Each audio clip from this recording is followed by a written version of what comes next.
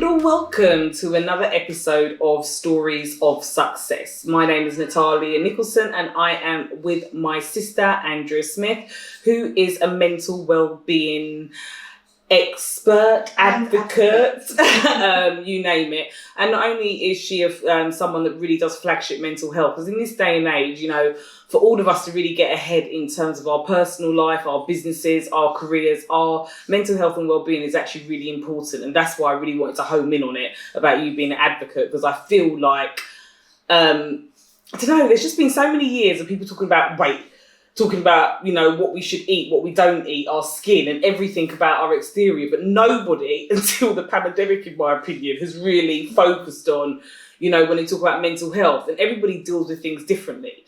You know, I'm someone that just keeps it all in. And probably one day I'm going to explode.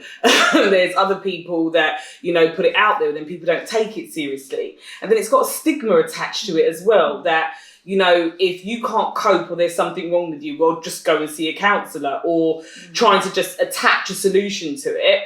And when we really do look at our physical well-being, I'm someone, as we can tell, struggles with food. You know, I'm a big foodie. I like eating things, but that's seen as okay. Makes sense? Whereas if we was looking at from a mental, internal point of view, well, then if I did things that were wrong, well, then, you know, you need to have accountability. You know, let's have all these meetings. It doesn't have the same effect. So that's why I kind of wanted to just home in on that. But today isn't a mental well-being day. Today, we're actually going to be looking at women entrepreneurs. October being Black History Month, us being women of colour, I just really wanted to look at women that should be recognised, that aren't in the forefront, don't get spoken about. Because again, we live in this world that, you know, reality TV has taken over. Like, you can just be known for the most random thing now and get notice and coverage, when there are those that have done exceptional things, worked their butt off to the finger bones and don't get the recognition for it. So today's episode for me is highlighting some of those. And Annabelle, who writes my scripts, has put a brilliant script together today about 7 amazing female entrepreneurs. So I really want to take a special look at the special honours that are awarded by the Queen of England twice a year and have ceremonies, usually on her birthday or in the New Year's. And I've always grown up knowing about, you know, CBEs, OBs and MBEs, but I don't even actually really know what they mean. What's your... And I knew when I did this episode, you were the perfect person, because I know you know this stuff. I don't actually even know what... Yeah, I said it. You can write all your comments below. Just keeping it real. I don't actually know what they stand for.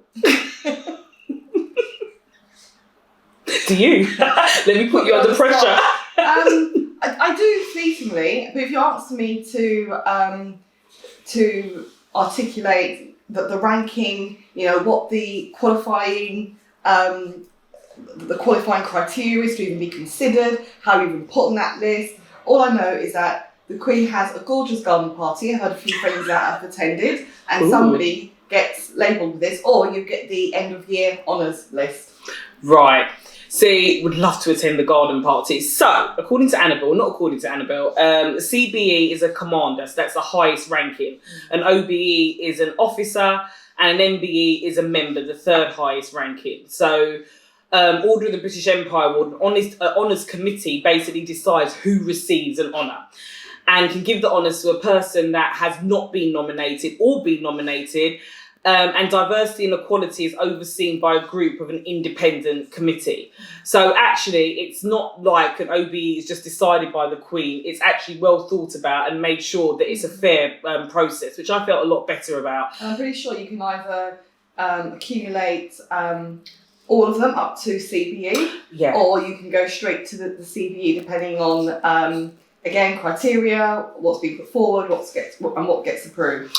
Well done, Annabelle, you'll be proud of us, because Annabelle goes on to say anyone can nominate someone for making a positive impact. So it could be in the community of their field of work, to Britain's repetition, the voluntary service, through innovation and entrepreneurship, through initiating change, improving life for others, displaying moral courage. So anyone can nominate any person that believe or acts in a way that has made them a long-term significant person to society. So they may be famous, they may be not, they might be unknown. All that matters is they have acted in a way that they are involved with activities or an organisation that has made improvement to a specific field or area in society. Amazing impact. Yeah, and I think the reason why Annabelle's wrote this today, and we're going to go through the 7 women, is actually, as women and successful women, we need to nominate people more. We need to be saying, hang on, this person needs to be recognised. Quite often we'll make comments like the comment that I made, shoot me again if you want to, but I'm allowed to have an opinion, it's social media. There are many reality TV stars out there. What is actually their really gift? I'm just saying. And then they're given a platform and become an influencer and can influence thousands and millions. Where you've got something like this that's recognised by the Queen, the society, there's a committee, there's a criteria you just told me. And we're not using it enough to recognise the women in our community. And you probably answered your own question in that the process that you go through to be recognised for the impact that you've made is different from a reality TV person being publicised. Yeah. There is a difference between being well known because of who you are, your name, the programme you went on to, versus being recognised. Because I'm sure people that have made an impact don't necessarily want to be recognised for who they are. They want to be recognised for making an impact. What they've done. Yeah. And funny that you say that, Andrew. I've been reading a lot lately with this whole, and everybody must have, it's not just me, what are you going to be remembered for? When it's your last days on this earth, what will you be remembered for? What's your legacy? Yeah, and it does. So I think we do need to make a lot more effort of actually highlighting those who are selfless, and you're right, want to be remembered for what they've done rather than who they are. So Annabelle goes on to say that MBE is an award that it's often given to female entrepreneurs that have demonstrated remarkable dedication and determination to launching and running an organisation that makes a real difference to others. So today we are going to take a closer look at 7 amazing female entrepreneurs that have been awarded MBEs. So I'm putting you on the spot because I haven't prepped you at all today. The truth be told, I've barely just read through the script that Annabelle's given me. Thanks for the glass of wine then, sounds like I'm going to need it. Cheers. That's okay, because I haven't really looked over it that much myself. And that's the idea of these stories of success. As we go through the scripts that Annabelle's given us, it's a platform for us to be able to comment, you guys to comment, make sure you give your contribution. Because again, this show is done to really highlight stories of success. So we're not all in this place, especially when we're talking about mental health, well-being, that you feel like you're struggling for something that you haven't seen anybody else do or create. Having shows like this makes you feel more comfortable that, somebody has doing it. Somebody is doing it. So it just gives you that confidence. Or your thoughts resonate with somebody else's out there, because that's the main thing. For sure. So the first one is Holly Tucker and Sophie Cornish. They got an MBE in 2013 for services to small businesses and enterprises. So Holly and Sophie launched Not on the High Street from their home in 2006. Not on the High Street is a website that provides independent creators and outlets to sell their own original products such as art, jewellery and various accessories. Starting with just 100 creators, the website, backed by 5 venture capitalists, has grown to over 5,000 creators. Women are 90% of the customers and business partners, and the main driving force for both sales are creators of the products. This is a close one to my heart because, as you know, I have NN Inspirational Gifts and I run a gift e-commerce company, and I feel like Not on the High Street created a platform and a space for me to be able to launch that business, where actually a lot of women are looking for gifts that are different, gifts that are inspirational, motivational. They come from an artistic, creative industry. As women, we're often looking for gifts that are different or stand out.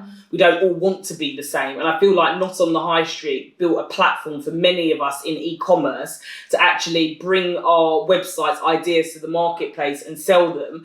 And if we didn't have the ability to create our own online store, you could actually sell it through Not on the High Street.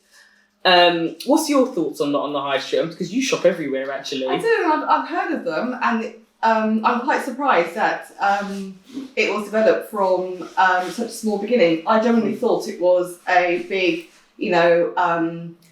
up and coming, a big powerhouse with a corporate background. Not quite an Amazon, but maybe one of the smaller ones coming on. So to know it was like two ladies that founded this company in 2013, it sounds like an independent. And I didn't read it as an independent. I was going to ask you if they actually sold the business, and it is now owned by a corporate, because it gives me that interesting feel. question. Anybody knows, put it in the comments. I don't think they have actually, by the way. And what is interesting about them, again, you're going to find from all the stories, most businesses that are founded by women and run by women, we don't ever seem to scream from the rooftop, this is what we do and this is how well we've done it. And it's another thing that goes back to that superhero cloak of, doing so many things, achieving things, but yet we never really give ourselves enough props to say, I've done this, dust off the shoulder, because really most people in the UK would have heard of Not on the High Street. Hands down. Beginnings.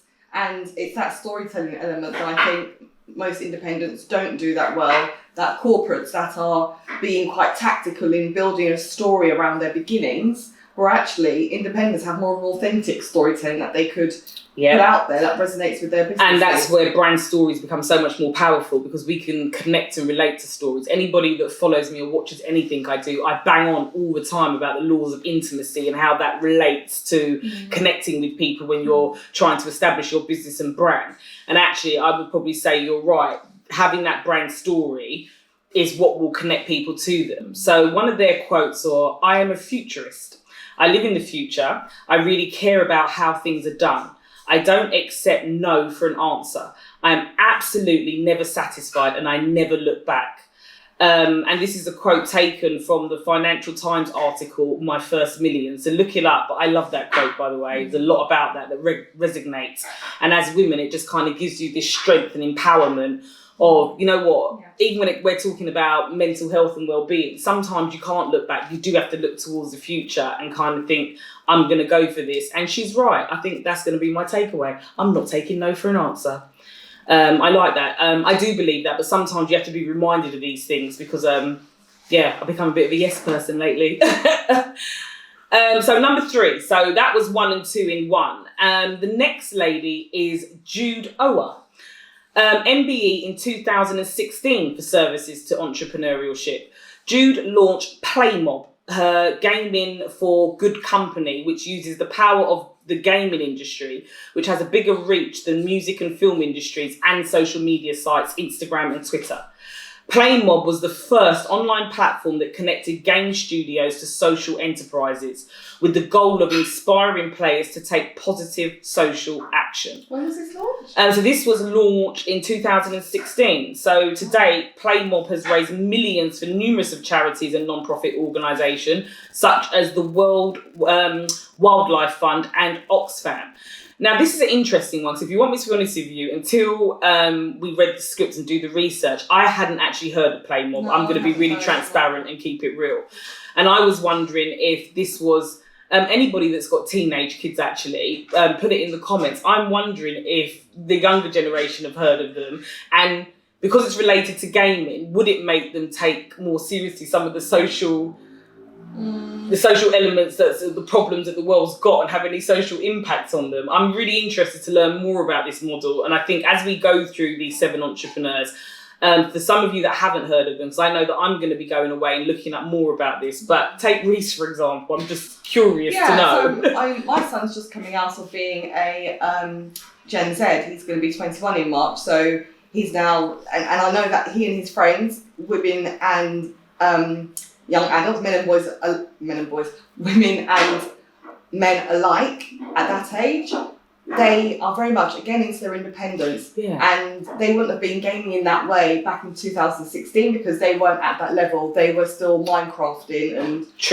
they wouldn't, whereas now they would resonate with a company or go for a gaming platform with that type of social consciousness behind it. Yeah. Back in 2016, they wouldn't. But then again, you'd think that type of concept is quite relatively new because there's a big thing around digital space. There's a big thing around women in Silicon Valley, around women in digital, to now being women of colour in digital and being in Silicon Valley. Well said. So to know that, again, this is all this all feels fairly new, but that was done back in 2016. That's well said, actually, and I totally agree with that. But what I am interested in moving forward, I think anybody that has got a target audience, I get confused. Generation Z, Gen X, I always get confused. Which is the younger, what's Reese's generation? Gen Z at the moment. Right. So Gen Z generation, what I would say about this particular case study and what Jude has done,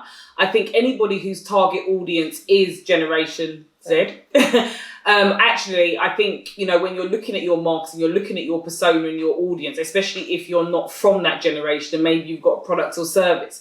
Actually, we're not giving them the credit that they deserve of maybe how socially aware they are for a model like this to work in the way that it has. But it depends. When you talk about those type of profiles, you know, in terms of millennials, which was the more recognised versus Gen Z.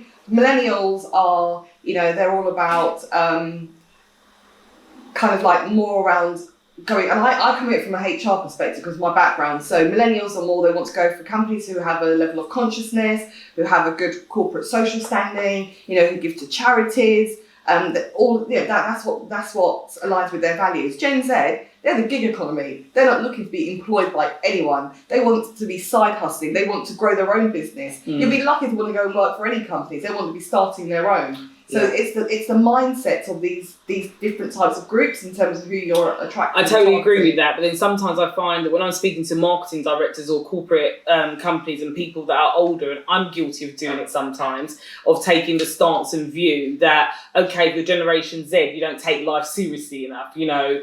The meme that actually you sent me is hilarious. Like, you know, when you're living with your parents, you know, the orange juice is poured out, the glass is overflowing, all the lights are on, you've got no sense of responsibility, you take everything for granted, and your parents pay for everything. Then when they move in by themselves, it's a drip of orange juice, a tear of the toilet paper to wipe their butt. My son is concerned about ventilation and making sure that the windows close because of the amount of cooking that he does when he's at his apartment for uni. At home, I'll be lucky if he brings his dinner plate downstairs after he's finished eating.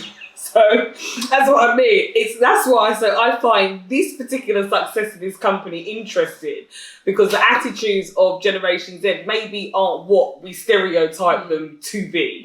So that one's interesting. So a quote from Jude was, "Always expect the unexpected." And I didn't read this bit, by the way, so it's just funny that we just spoke about this. So her quote is, "Always expect the unexpected. Things will occur that will catch you by surprise. And the trick I have learnt here is to be open to this and deal with it as it happens." And this quote is from Harper's Bazaar article, "Work It Out, Jude Ower." So, you know, look it up, look her up, and look at that model of business. I feel like all of these that we're touching upon are case studies for whether it's you personally, your business, and make sure you look them up. So number 4 is Sophi Tranchell. She's an MBE 2009 in services to the food industry. So Sophie is the CEO. I know this company, sorry. Sophie is the CEO of Divine Chocolate Brand, which is part owned by a Ghana cocoa farmers cooperative and certified fair trade. Divine is now worth, over 12 million and has invested million in producer support and development. Sophie campaigns for fairer trade terms for independent producers. She's also passionate about the environmental effects of growing cocoa beans and the UN's Sustainable Development Goals. That's awesome. I actually know this company, and I did not know this, by the way. And this is what I mean, yet again. This opportunity. Yeah. Yeah. And just, for me, everything is so amazing. This should be covered more. And actually, as soon as you say Divine Chocolate, you should know that story straight away.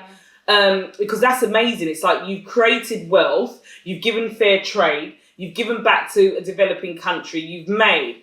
I don't think how many of us really realise that how much of the food that we eat are coming in from farms and countries where they can't even afford to feed their own, while we throw away food every single week.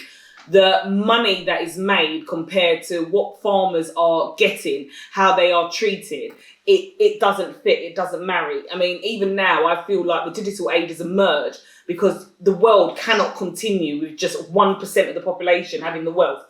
There has to be something that gives. So the ethics that go with this company, for me, you know, I'm sorry, this is outstanding and deserves to be really recognised. And this is the one that I will definitely be going into and delving further into as a case study. And how can we be doing more to be making more of this type of model of business work? I've heard of Divine Chocolate, so sorry, I'm a bit like, whoa, I didn't know it was worth 12 million. And to know that that's been given back. So one of the quotes... Healthy balance sheet. Yeah, very healthy balance sheet. One of the quotes from Sophie is, "It's an irresistible combination. This vision of a chocolate company owned by farmers to change the way that the chocolate industry works. I'm employed to make that vision a reality." And this is a quote from Vogue, an article of a divine career. So Sophie, I think we should do a stories of success on Sophie, by the way.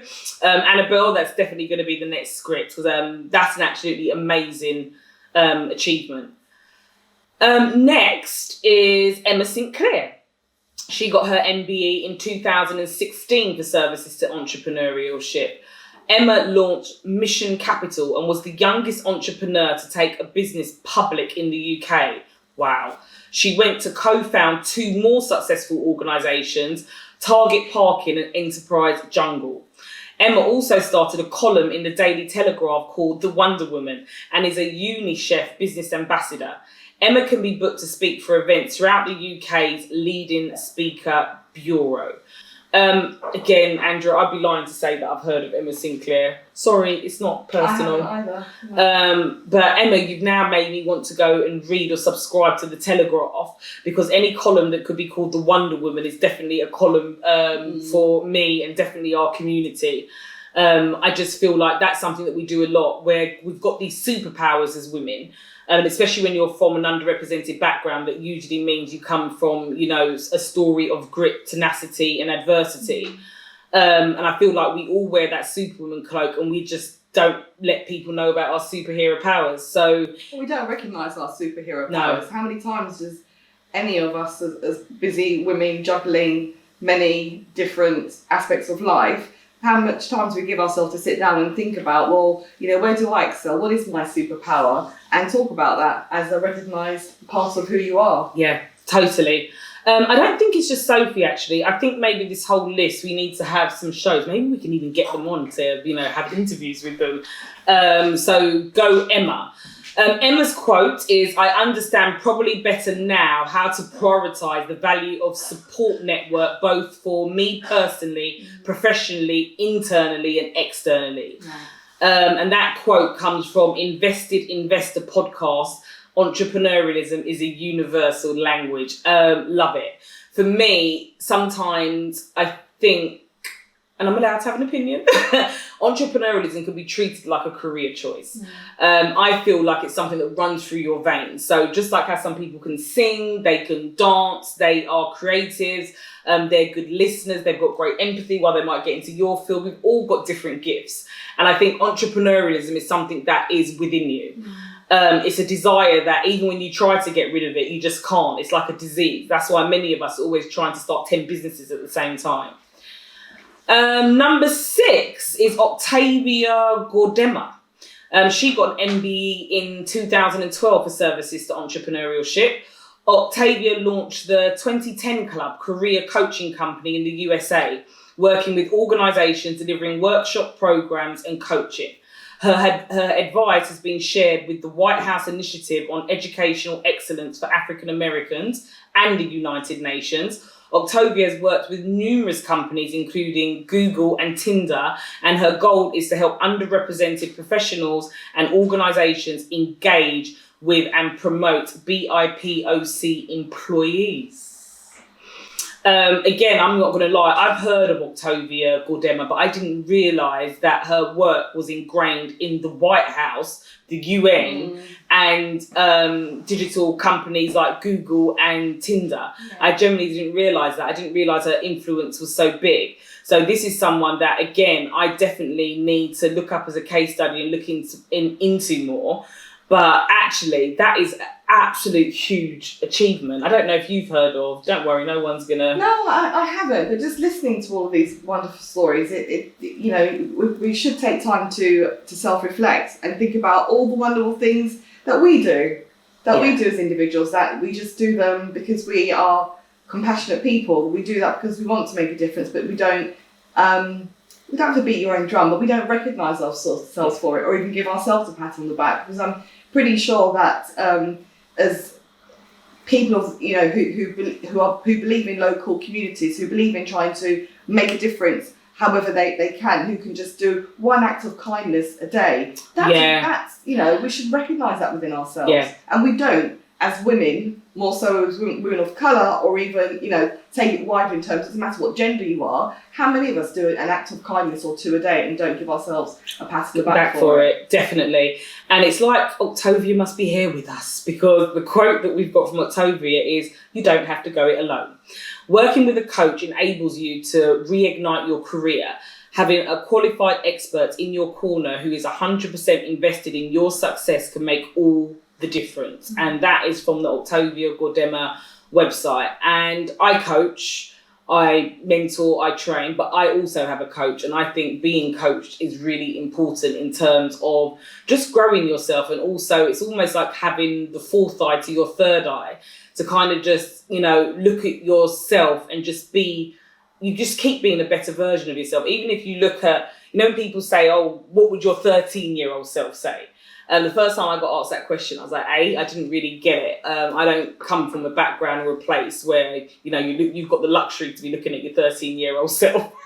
But as I've gotten older and self-reflected more, actually, that's what's helped me grow and have wisdom, is that actually I reflect nothing of any of the versions of myself. I like the fact that you get to reinvent yourself with different versions of yourself. Does that make me have 7 different personalities? No, not at all. I'm a true believer in reverse mentoring, and some of the resources that you have at your disposal, but you just don't recognise it. So reverse mentoring is when you seek somebody who is younger than you, who, usually it works in organisations where you kind of learn from each other. You learn new things and, you kind of demonstrate your leadership skills, but you get a different perspective from somebody who's younger. I have reverse mentoring in my house. My son is my mentor. He doesn't know it, but I sound check him on my approach to things sometimes. He'll kind of reason with me over my view on something, and I learn from him. I never thought I'd be in that position where I could say, I'll never tell him this, but where I learn from the nuggets of wisdom and his thoughts, his ideas in overcoming challenges or just what you should be considering. And I'm a firm believer you should always be a learner. That's something that I've focused on a lot in the last 4 years. You can learn from all different types of people. A lot of time my husband always wants to get on his soapbox and, generally I roll my eyeballs to the back of my head. But then as he's talking now, because I've concentrated on being a learner, I'll sit back and think, actually, you've got a point. Again, like you, I'd never tell him. And then I might act on that. But I think being a learner in all situations, to keep yourself open-minded, and also, being an entrepreneur, when you're looking at your business and you're looking to grow your business, the biggest secret there is to that in this digital age is to understand who your target audience is. So the more open-minded you are and the more you can empathise and the more you can understand people is the more insight you will actually have to your customer and marketplace. I would definitely say being a learner is what's opened me up to try different things in my businesses that have been, they've skyrocketed just because of having that ability to really think how they think and be more open-minded. So I totally agree on the reverse mentoring. So number 7, please make sure I pronounce this correctly, is Sharmadean Reid. She got her MBE in 2015 for services to beauty and women. So Sharmadean launched WAH, a hip-hop magazine, and went to launch WAH Nails. Sharmadean is a British Jamaican entrepreneur and wanted to share her story, which is why she launched Feature Girl Corp, which organises businesses, events specifically for young female entrepreneurs. She went on to launch Beauty Stat with Dan Woodbury and Kel Lalabo. The coronavirus pandemic inspired Sharmadean to launch the Stack World, an entrepreneurial community for women. I deserve that. We are of Jamaican heritage. I have never heard of Sharmadean Reid. I probably need to do more than that. I'm going to punch myself in the face. I work in beauty and I've never heard of these individuals. I've never heard of their businesses. I know. And this is how you know we keep it real. So we do this show, Annabelle writes our scripts, and we keep this completely authentic every week, because that's why we can read this stuff and discuss this stuff and actually say, you know, we both need a slap on this one. Wow, I didn't know who this was. And if any of you that are listening to this feels the same, we need to go and look these women up, and we do need to have a show where we feature them individually. I agree with but that. I'm probably more embarrassed of the fact that I'm from Jamaican heritage and don't know who she is. I even, when I started reading the script, was like, please make sure I'm pronouncing her name properly. I actually went there. Sharmadean, you rock, girl. You absolutely rock, and you're amazing. And I definitely want to be looking into this more. I'm gonna go be looking this up, and I'm actually going to be reaching out to her as well. And wherever I can support in any of these women as well, I will be. But I feel like that is an absolutely amazing achievement. You know, it can be really difficult, especially when you've got parents that come from the Windrush generation, and you know, you're attached to two different cultures and you sit in no man's land. It's really difficult, and that's for many of us. It's not just Windrush generation. Being second and third generation in general can be quite difficult. But this is an amazing story. I'm not actually sure, but yeah, she's launched Future Girl. She's done events, and she specifically, her target audience is for young female entrepreneurs, and went on to launch Beauty Stack. And the thing is, I've actually heard of Beauty Stack. I just didn't realise. It's really important for us to plug, big up, nominate anybody that you know that's done anything amazing, and the women that we're speaking about, because these are for real, unhidden gems. It goes back to what you were saying before, even like some of the names of these companies and the brands and what they're going into. Do you know what just popped up into my head? I think it's the Real Housewives of New York. Is it I don't think I've watched that one. Or not Rebecca, Becky? And she basically launched a cookbook. Not Rebecca. Oh my God, she launched a cookbook. She was on the New York Times top 10 book list, and then she created that champagne Skinny Girl. And it's I did not know that was her. See what I mean? Again, yeah. I don't watch Real House of New York. I watched it years ago, but and she's. I sneakily do Atlanta. She's quite outspoken. I can't remember her name. A bit controversial, but clearly business-minded for doing all these things. And need to look her up as well. Yeah, and when you have the right powerhouse behind you, the right media agency pushing your work, putting you out there, that's when your, recognition for knowing who I am morphs into recognition for what I'm now doing. Yeah, I have an idea, but I've got the funding, I've got the resources. She's got a platform. Exactly. To be fair, she's got a platform as well. And that's what's so amazing about what we're hearing. We haven't heard anybody that's come from a platform yet. Are you online? Just quickly. No, I can't. We're going to have to reach out to them. We are reaching out to all 7 women. But I'm eager. Yeah, but Sharmadean, we're definitely reaching out to you. We also have got a heritage in common as well. So, quote, if you know what someone stands for, it's easier to decide if you want to join that mission or not. So this quote was in Cited article, exclusive, where Sharmadean Reid launches new multimedia company. So please do make sure that you look that up. But we're definitely going to be reaching out to her. So I felt like we saved the best till last because she was our number 7. And I feel like we need to contact some of these women, if not all of them, and see if maybe they want to do an interview with us. I feel like these are hidden figures, they're hidden gems, and I would like to honour each and every single one of you this Black History Month. And actually, this is not just about Black History Month. I want to honour every single which one of these women that we have sat here and discussed today. Yeah. Just in general, and just the fact that you aren't more known about, and it's going to be our job to make sure we put this episode out as much as we possibly can to make sure that, you know, people do know who you are and look up your stories, because you are amazing. So please put your comments, please share, please click onto the links that you'll find with this episode and show, and make sure you tuned in and come and see us every single week for Stories of Success. Guest Andrea Smith, and we look forward to seeing you on the next one.